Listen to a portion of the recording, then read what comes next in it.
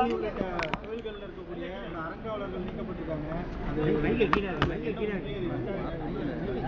சமயபுரம் கோவிலில் வந்து பார்த்தீங்கன்னா மணியம்மா பணியாற்றிய ஒருவர் மீது வந்து அளவுக்கு மீறி சொத்து சேர்த்திருக்காரு, வருமானத்தை மீறி அதிகமாக சொத்து சேர்த்திருக்காருன்ட்டு லஞ்ச ஒழிப்புத்துறையில் வந்து பார்த்தீங்கன்னா ஒரு விசாரணை நடந்துருக்கு.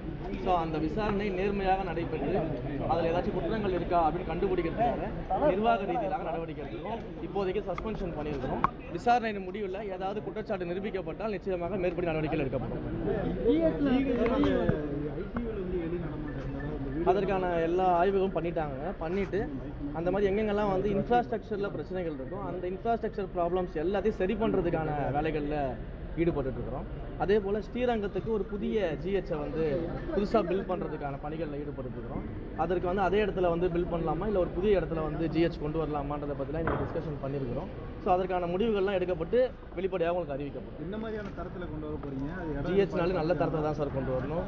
100% மக்கள் சிறப்பாக பயன்படுத்தக்கூடிய அளவுக்கு பல்லாண்டு காலம் நீடித்து நிலைத்து மக்களுக்கான எல்லா வகையான மருத்துவ வசதியும் கொடுக்கக்கூடிய அளவுக்கு அது கொண்டு வரணும். தலைமை அரசு மருத்துவமனை சரியான பராமரிப்பு அதுக்கு தான் அதுக்காக தான் இன்ஃப்ராஸ்ட்ரக்சர்ஸ் ஒர்க்ஸ் எல்லாம் ஸ்டார்ட் பண்ணிட்டு இருக்கிறோம்.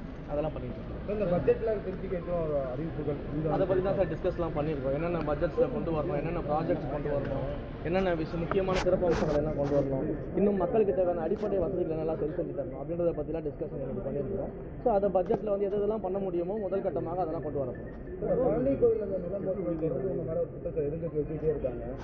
அதாவது எதை வச்சு அரசியல் பண்ணுறதுன்னு தெரியாமல் இதை வச்சு அரசியல் பண்ணிக்கிட்டு இருக்கிறாங்க. உண்மையிலேயே பழனியில் அப்படி ஒரு இடம் இருக்குது, அந்த இடம் 100 கோடி ரூபாய்க்கு வேல்யூ இருக்குன்றது எனக்கு இந்த கேஸுக்கு அப்புறம் தான் தெரியும். தெரிய வந்த உடனேயே ஏப்ரலில் வந்து நீங்கள் அந்த லேண்ட் ரிஜிஸ்ட்ரேஷனுக்கு முன்னாடியே அந்த லேண்ட் ரிஜிஸ்ட்ரேஷன் ஜூலை 7ஆம் தேதி நடந்திருக்குது. ஆனால் ஜூன் 30 அதுக்கு எதிர்த்து அப்பீல் போனது HRMCலேருந்து தான் அப்பீல் போயிருக்கிறோம். அதே போல் அந்த அப்பீலில் தான் திரும்ப அந்த லேண்டை வந்து நம்ம வந்து கோர்ட்டில் வந்து ஆர்டர் வாங்கி நம்ம மீட்டிருக்கிறோம்.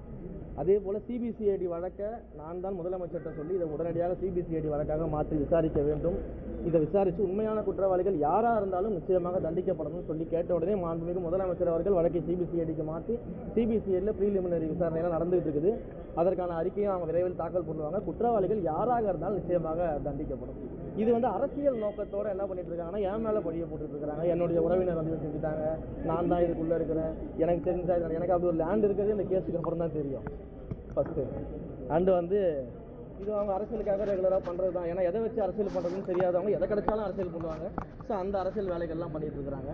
அதை தாண்டி இந்த மாதிரிலாம் அரசியல் பண்ணி மக்கள் மத்தியில் வந்து என் பேரை கெடுக்கணும், ஆட்சியோட பேரை கெடுக்கணும், முதலமைச்சர் பேரை கெடுக்கணும் அப்படின்லாம் நீங்கள் யோசிக்காமல் மக்களுக்கு நல்லது பண்ணணும்னு யோசிச்சிங்கன்னா மக்கள் உங்களை கொஞ்சமாக திரும்பி பார்ப்பாங்க.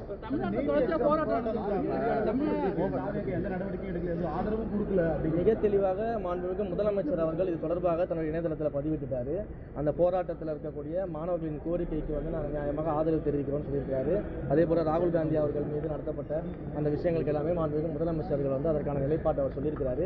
ஏற்கனவே நாங்கள் என்ன நிலைப்பாட்டில் இருக்கோம், இந்த நீட் தேர்வை வந்து முற்றிலுமாக அகற்ற வேண்டும், அதற்கு கல்வியை மாநில பட்டியலில் கொண்டு வரணும், மாநில பட்டியலில் கொண்டு வரது தான் நிரந்தர தீர்வாக இருக்கும்னு அவர் சொல்லியிருக்கிறாரு. இது எல்லாமே எங்கள் நிலைப்பாட்டை மிக தெளிவாக நாங்கள் சொல்லியிருக்கிறோம்.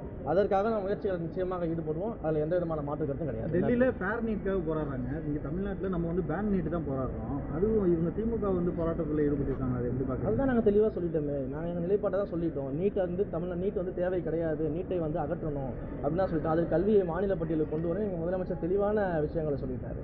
அதை தாண்டி வந்து தமிழ்நாட்டில் பொறுத்த வரைக்கும் வந்து மாணவர்களுடைய அந்த நோக்கத்தை நம்ம உண்மையிலே மதிக்கிறோம், மாணவர்களுடைய அந்த போராட்டத்தை நம்ம உண்மையிலே நம்ம மதிக்கிறோம். பட் சில பேர் இதுக்குள்ளே புகுந்து முதலமைச்சருக்கு எதிராக, முதல்வருக்கு எதிராக இதை வந்து திருப்பணுன்ற முயற்சிகளை ஈடுபட்டாங்கன்னா அதையெல்லாம் அரசாங்கம் வந்து எப்படி ஹேண்டில் பண்ணுமோ அப்படி ஹேண்டில் பண்ணுவோம். நன்றி. அதெல்லாம் முதலமைச்சர் சொல்லுவார். நன்றி. ஓகே.